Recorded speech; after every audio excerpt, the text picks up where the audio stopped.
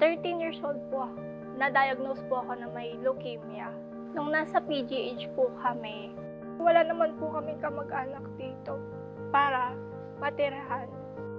Kaya naisipan po namin na matulog na lang po sa isang gilid, katabi po yung morgue. Nung na-discharge po ako, akala ko po uuwi na. Dito po pumunta. Dito po sa child house, naging hope ko po siya na kahit anong problemang daanan mo is malalagpasan mo dahil may nagmamahal sa'yo. Sir Han, isa ka po sa nagmamahal sa akin. Nung 12 years old po ako, dun po nag-start lahat. Yung time po yun kasi ay, pasin parang sila mama lang po yung kapit ko po. Aloy, kaya mo yan. Kilala kita. Si mama po ay parang sideline po ay niya po ay manicure po. Tapos si papa naman po nag-welding po sa bahay. Pumasok po kami sa PGH. Mismong birthday ko po. Hindi po namin alam kung ano pong gagawin namin kasi chemo na po ako. Nirefer po kami dito ng doktor ko na dito muna kayo magstay sa Child House Manila. Mas safe, mas comfortable po na kama, higaan po. Laking pong tulong sa akin nun kasi kailangan po ng lakas ng katawan ko eh. Yung saya, katulad po nitong child house na to. Ngayon po, cancer-free na po ako, survivor na po. Maraming salamat po. Kay Sir Hans po, happy birthday po. Hindi po kayo na nawalan ng sawa na tumulong pa sa maraming tao. 12 years old po ako, no? Magba-birthday po ako, tapos nalaman po nilang may leukemia po ako. Nung parang po na yung palipat-lipat lang po kami ng bahay kasi hindi po namin alam sa buhok may titira nun. Papasok ko na po ako. May sabi po ni Papa Lakan lang. Binilit ko po na lumaban hanggang naging cancer survivor po ako.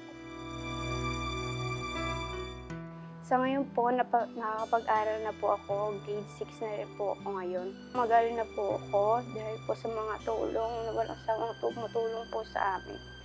Sa Charles po, sa mga nag-alaga po sa akin, maraming salamat po. Kay Sir Hans, taos puso, maraming salamat po. Nung 5 years old ako, nalaman na ang sakit ko ay retinoblastoma. Sabi daw po, matanggalan pa ako ng isang mata. Gusto kong pasalamat dahil binigyan ako ni Lord ng second life. Sa child house, maraming salamat. Sa ngayon, nag-aaral na po ako, grade 6, patapos na po.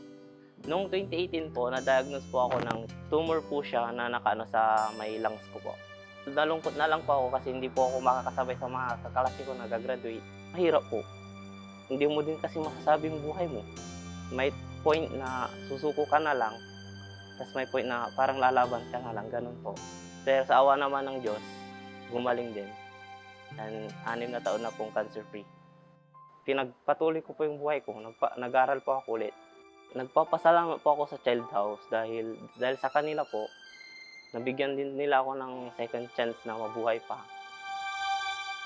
To Sir Hans po, happy birthday po and thank you po sa child house. 2016 po, na-diagnose po ako ng Hodgkin lymphoma. Papa ko po umiiyak. Sabi nga po ni Mama, noon lang niya lang po nakita umiyak si Papa. Akala ko tapos na po doon. Parang nawala na po ako ng pag-asa na hindi ko na po makita parang yung sarili kong gagaling na mag-aaral ulit. Ganun. Nag-undergo po ako ng chemotherapy araw-araw. Nagpapa-radiation po from Nueva Ecija pa po kami, uwian araw-araw. May suggest po na itong child house po na doktor po ng PGH. Napakalaking tulong po nung bukod sa may titirahan ka na may mga libreng pagkain pa at mas marami pa pong mga biyayang dumadating po. Kagaya po ni Sir Hans, maraming salamat po. Sana po lalo pa po kayong i-bless po ni Lord kasi po ang dami niyo pong natutulungan kagaya ko po na dati lang pong cancer patient, ngayon po naging cancer survivor na po. Na 7 years old po ako, na-diagnose po ako ng leukemia. Naka-refer po nila ako sa PCMC. Mahirap lang po kami. Yung tatay ko po painante po. Tapos yung nanay ko naman po, labandera. Nahinto po ako mag-aaral. Dahil po uwian po kami, baliwag, di na po kaya ng budget. Naka-prepare po kami sa child house. Di na po kami nag-ano ng pamasahe. Hindi nagkakaano ng problema sa pagkain. Walang babayaran kahit ano. Kasi libre po lahat. Simula po 2019, wala na po akong chemo. Sa child house, maraming salamat po. Kasi po, kung wala po siguro ang child house, hanggang ngayon po naghihirap po kami dahil sa may cancer. Sir Hans, thank you po. Maraming salamat po sa child house kasi kung wala po kayo, wala po siguro ako na ngayon. Thank you po. Nagkasakit daw po ako ng cancer noong 2014 po. 3 years old po ako. Pag sinasabi po sa akin, munti ka na po akong mamatay, natatakot po ako. Nakasurvive po ako dahil po sa tulong po ng mga tao po dito. Masaya po ako dahil po na-survive ko po. Sa mga tumulong po sa akin po, thank you po sa inyo. Sir Hans, happy birthday po. Thank you po kasi po na napapunta po ako dito sa child house. Nung 2 years old po ako, na-diagnose po ako ng leukemia. Si mama po ay isang housewife lang, saka po si papa ay isang inspector sa bus. Tumagal ako sa child house ng 5 years. Malaki po na itulong sa amin ng child house kasi po nabigyan po kami ng libreng tirahan sa pagkain. Sa akin po ay, ako po ay almost 5 years ng survivor ng cancer. Maraming po salamat sa child house. Sir Hans, salamat po sa lahat ng inyong natulong. Happy birthday po. Ang sakit ko po ay ALL, acute lymphoblastic leukemia. Nawawalan na ako ng baga, baka di na po ako gumaling. Pero yun po, iniisip ko na lang na makatatag na. Na-admit po kami sa PCMC po. Malayo po yung bahay po namin sa Quezon City. Uwian po kami. Kaya sinadjust po ng doktor na meron pong child house na matitiran para po malapit na po kami.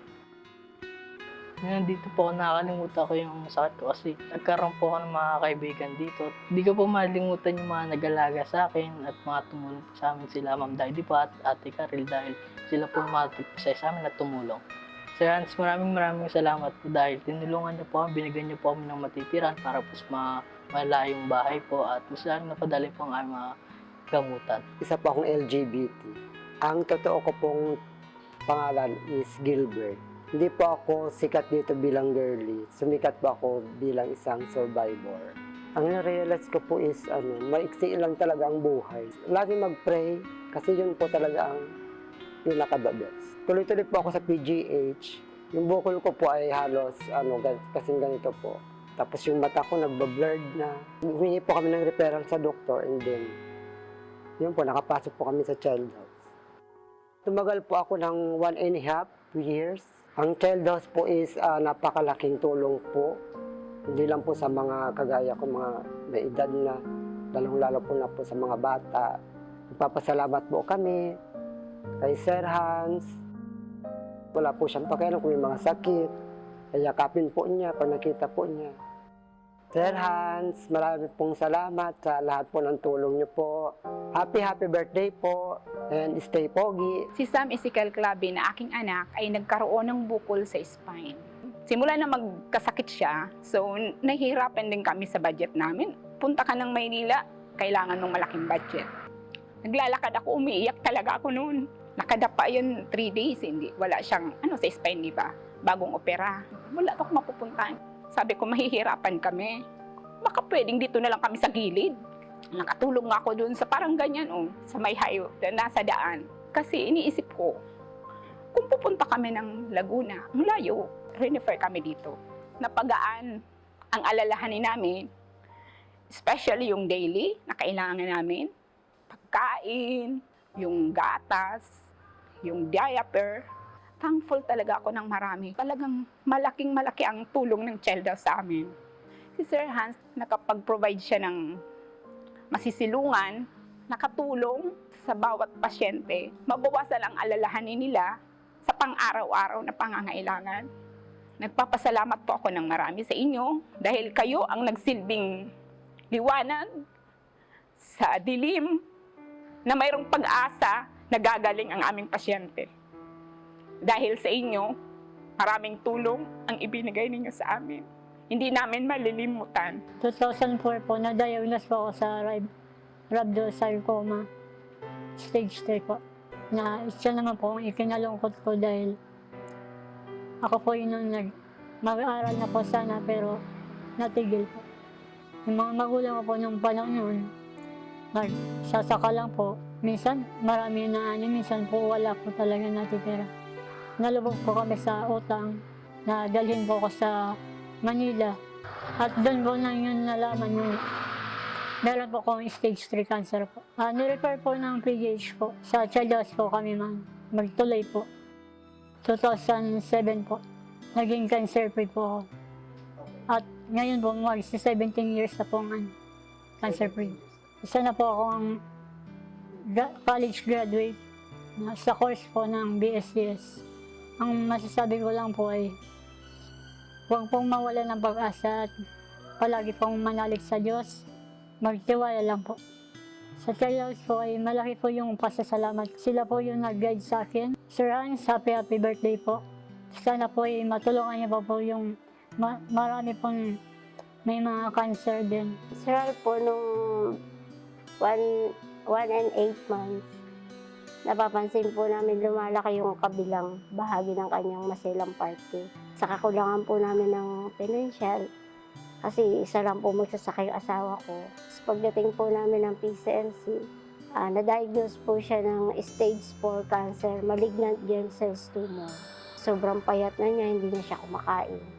Sobrang hirap pong tanggapin, iyak po ako ng iyak kasi stage 4 cancer, sabi sa akin ng doktor, wala raw nakakaligtas sa ganun. Sagot ko, Dok, may Diyos naman po tayo. Sabi ng doktor, may matitirahan ba kayo dito sa Manila? Nirepair po kami dito sa Child House. Naging magaan yung aming gamutan sa kanya. Kahit wala po kaming pera, hindi na namin iintindi yung pang-araw-araw namin. Lagi siyang masaya, kaya lagi siguro siya yung nakasurvive ng ganyan. Kayo, Mr. Hans, maraming pong salamat sa mga tulong niyo sa amin na walang kakayanan magpagamot ng mga anak namin. Maraming pong salamat. Happy birthday po. Sana po more birthday to come at good health po. Happy birthday!